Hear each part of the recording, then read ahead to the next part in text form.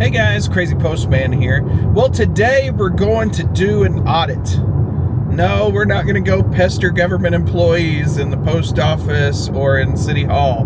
We're going to go to a Francis Energy station around Calumet, Oklahoma called Cherokee Travel Mart. And as of a few days ago, all the stations showed that they were up and running, and I just didn't believe that. It's not just these. There's Francis chargers all over the state. If you look at the Oklahoma map, it looks like we got DC fast chargers all over the state. And we do, but do they work? Funny enough, I clicked on Cherokee Travel Mart and it shows all of them operating. Maybe I need to take a trip up there and do an audit on that station. So we're gonna go check on that and see if all the stations are in fact up and running. These stations at Cherokee Travel Mart have been a problem for years. There was 4 BTC power stations, 2 flow stations, and 2 ABB stations. So we're gonna go see if it's still that way and if they're working or not working. On the way there, there's an Electrify America at Weatherford, Oklahoma. So we're just gonna swing in and check it first. I did add it to the car's navigation here. And hopefully the car will precondition and do all the things before we get there, and we will be able to charge at full speed just to check it out real quick. Cherokee Travel Mart is quite a ways away from my house, like 150 miles, so I was gonna have to charge anyway, and I think it's safer to try to charge at Electrify America just to make sure I have enough to get from Weatherford to Cherokee Travel Mart and back to Weatherford without running out, just in case I can't charge at this Francis station we're going to. So we're gonna put some miles on this car, and I will be back with you when we get to the Electrify America in Weatherford, Oklahoma. So I thought I would pop in here. I've been on the road almost 40 miles, and this is the closest DC fast charger that I can actually use in my Ioniq 5 to my house. It's way out of the way. I would never actually come here, but you know, by miles, this one in this town of Hobart, Oklahoma is the closest to my house. Now there is some asterisks involved here. I say I can actually charge here, but there is some compatibility problems with the power electronics and the Hyundai Ioniq 5. Look, a Dollar Tree is going in here. Dollar Generals and Dollar Trees are just going in everywhere. But the power electronics station in this town gives me significant surging every time I try to use it. It's obviously some kind of software bug in the charger itself when it comes to the eGMP platform cars, because I've also noticed it happens on Kia EV6s. So there you have it. We're almost 40 miles away from my house, and this is the closest fast charger that I can actually use. So now we're just going to get back on the road and continue on to Weatherford, Oklahoma, to the EA. I have 53 miles before I get there, and I will let y'all know if this car preconditions or not. I don't know if y'all are going to be able to see this on the video, but this whole wind farm is not running. And on both sides of the car, there's hundreds of wind turbines that are just not moving. I wonder why. Is that because the grid has too much energy right now and they were selling at a loss? I heard that happens. That sometimes in the middle of the day, there's so much solar energy going into the grid, the wind farms have to turn off. They're like actually selling at a loss. If you know a better reason why this whole wind farm is turned off, let me know in the comments. That's crazy. Update. They all just turned back on at once. This is about 10 minutes since I made the first video, and they've all started slowly turning, and now they're getting faster and faster. So evidently whatever happened to have them turn off has now ended, and now they are starting to all turn on. And that's the same with all of them in this whole field. Even the the hundreds that are over in this direction, they all just now started to spin at the same time. Obviously, it had something to do with the grid. Either they were making too much power or the price wasn't right, but whatever it is over, and they are now making some electricity off this Oklahoma wind. And we obviously got quite a bit of Oklahoma wind, because look at my 3.6 miles per kilowatt hour, and that's at highway speeds. So that never happens in this car. Usually I'm around 2.5 to 2.7 on a good day at highway speeds. So obviously got some wind behind me right now. So we'll continue on down the road, and I will see y'all when we get to Weatherford. We got 34 miles to go, and I'm not sure what I'm looking at in front of me. I think that might be Cordell. So we'll see y'all in a little bit. Editor Crazy Postman here. Thought I would pop in and say, on the way there, I took a look at the app, and surprisingly, they do show the 4 BTC units offline now. Now, I showed you earlier in the video that they weren't offline just a few days ago, but now they are, surprisingly. I got here to Weatherford, Oklahoma, and some of these stations don't look in very good condition. And oddly enough, there is a car hauler here with 2 Teslas on it. So we're at Charger 3. So we're going to go ahead and go to the Electrify America app. It says it's a 350. And I'm going to go ahead and swipe to charge. Processing payment. Initiating charging. So we're going to go ahead and plug in now. It should be ready to plug in.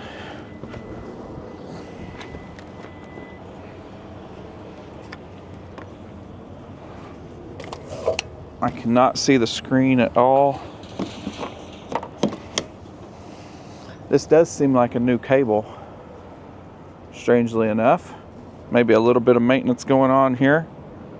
You can see it's nice and white. The cable part is nice and black and shiny. And I can hear the cable cooling kicking on. Initiating charge. More clicking.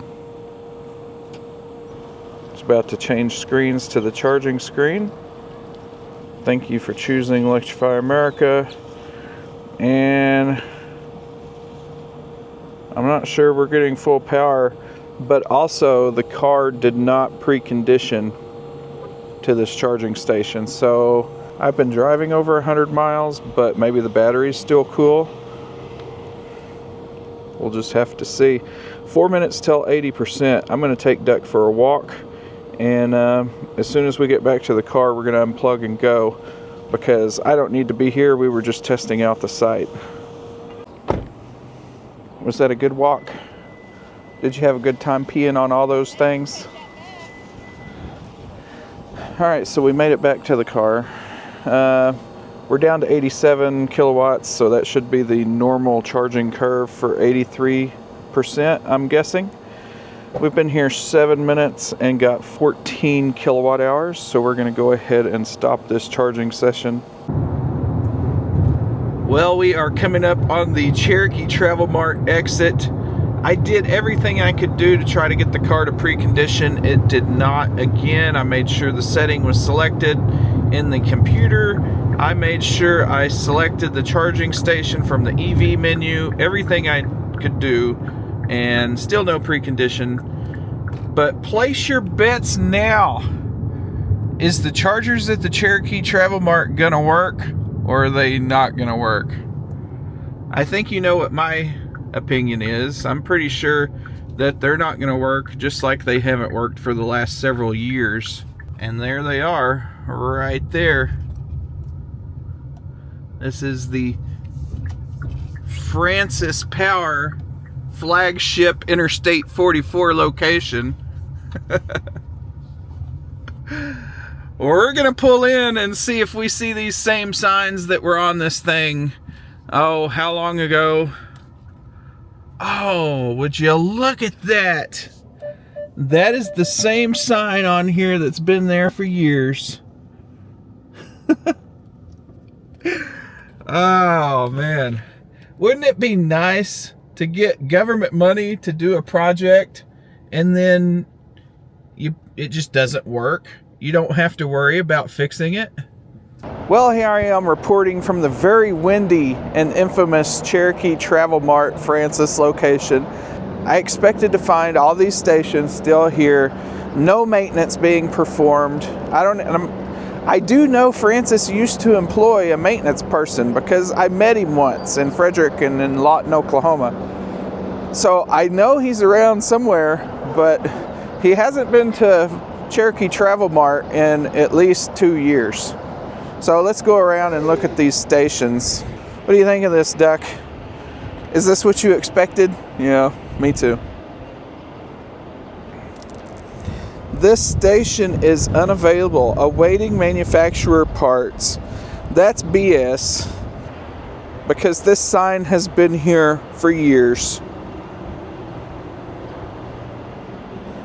Let's go check out these other ones here.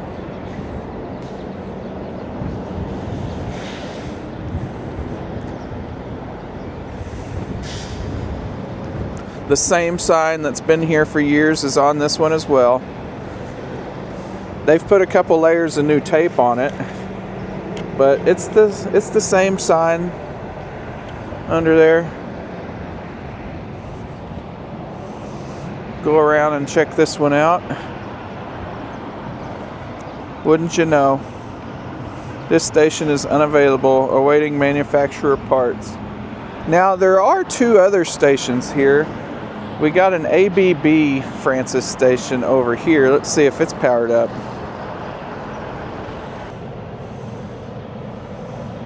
It says it's a 30 kilowatt station.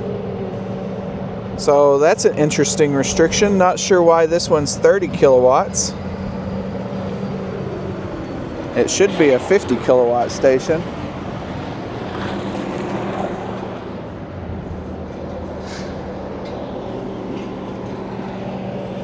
Looking here at the tags. Yeah, 150 to 500 volts. 125 amps, so that's 50 kilowatts. I'm not sure why it is limited to 30. But going over here to this one here doesn't say if it's limited or not, but it doesn't say it's broke, so this one may actually be working. Not sure that's working. Let's check out these flow stations over here. Now these things are built like a tank. I would be surprised if they're not working. It appears to be on.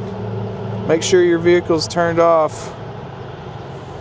Welcome to Francis EV charging. So we'll try this one to see if it works.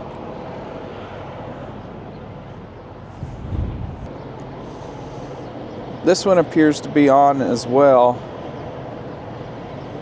And somebody has tried to scratch number 6 into the machine here, I guess, because there's no other identification numbers on it anywhere. I guess it does have the flow number down here. Alright, so we're going to give this flow a try first. See if it's actually working. It read the card. Authenticating, put the connector into the vehicle.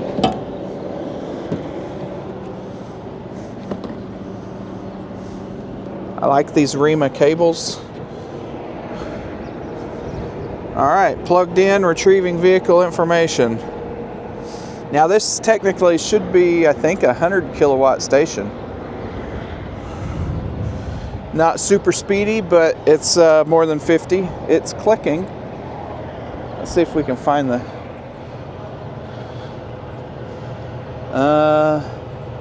500, so 50 to 500 volts DC at 200 amps. Vehicle requesting 447 volts at 200 amps. So this is a success. This one works. We're going to go ahead and hit stop here. Let's try this other one over here. Oh, there it goes. Authenticating. Plug in the vehicle.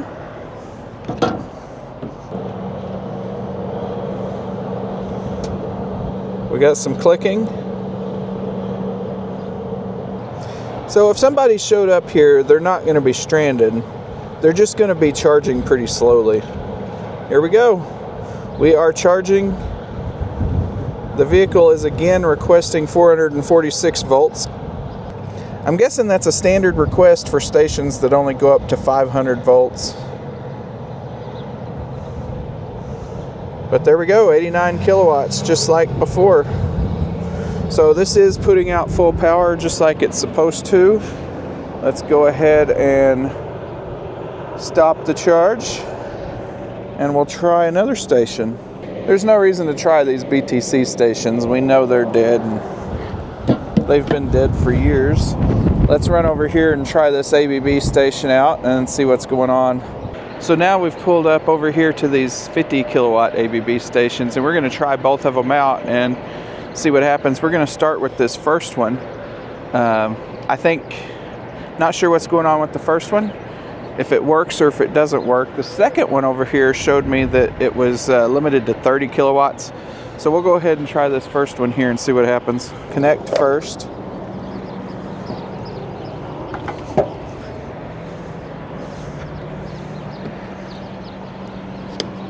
These have the REMA cables on them as well. Okay, it says connect OK, so I'm going to hit start. It says use your phone to authenticate the charger. I'm going to click RFID card. Now it says tap your RFID card. Okay, we got a click. Lots of clicking going on. Okay, so now we're charging. Let's see what it ramps up to.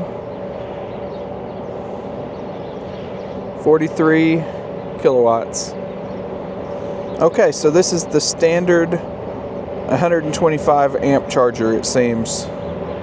Except to my car being an Ioniq 5, I'm kind of able to max it out a little better than other 400 volt cars, because the Ioniq 5 can request a little bit higher to make sure it maximizes the kilowatts.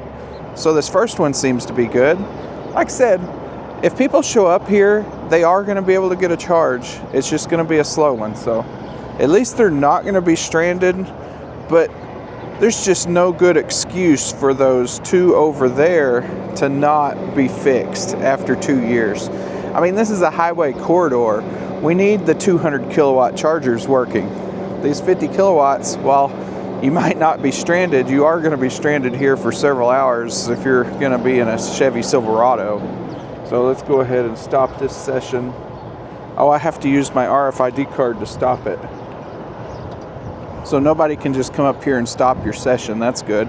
They could probably always come over here and click this button, and that would emergency stop the station. I waved my RFID card, and it is starting. Maybe this one has a dead power module or something. Maybe that's why it's only 30 kilowatts instead of 50. 3 minutes to 80%, but it doesn't tell me how fast I'm charging. Can I click on any of this? Your car is now being charged. Okay. Information.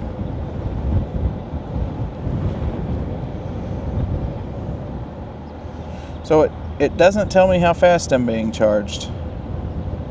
But after a minute, you could do some simple math there. I don't know what these are, but they look pretty cool. Some kind of military vehicle. I have a twin sitting over here next to me. I'm going to get out and I'm going to take a picture of all three of us here, because there's a third Ioniq just a little bit further down.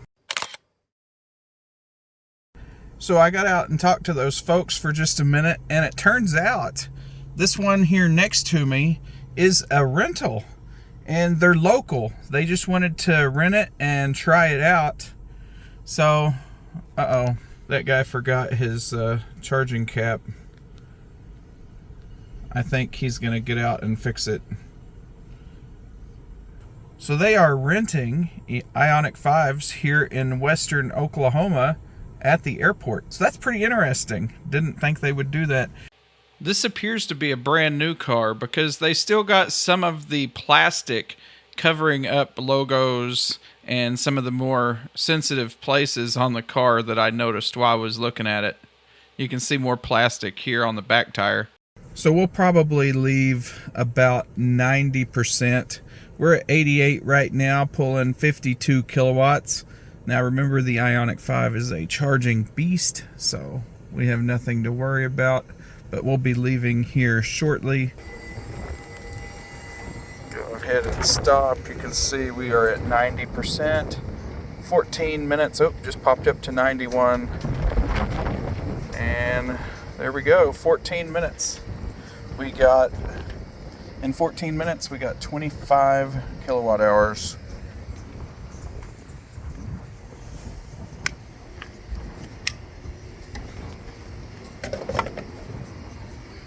All right, so we're probably going to end this episode here. Thanks for watching. Exactly what I thought was going to happen happened at that Francis Energy Charger at the Cherokee Travel Mart. We need to keep putting public pressure on these charging stations that are not working, because obviously there's no government pressure going on them. They're putting them in, getting the money, and then they're just falling apart and they don't fix them. So we need to keep this public pressure up on these charging companies. Francis, what is going on at Cherokee Travel Mart? It's been years since all 4 of those BTC power stations have been working correctly. So thanks for watching this. I got over 100 miles left to do. Thanks for watching, and I will see y'all in the next episode.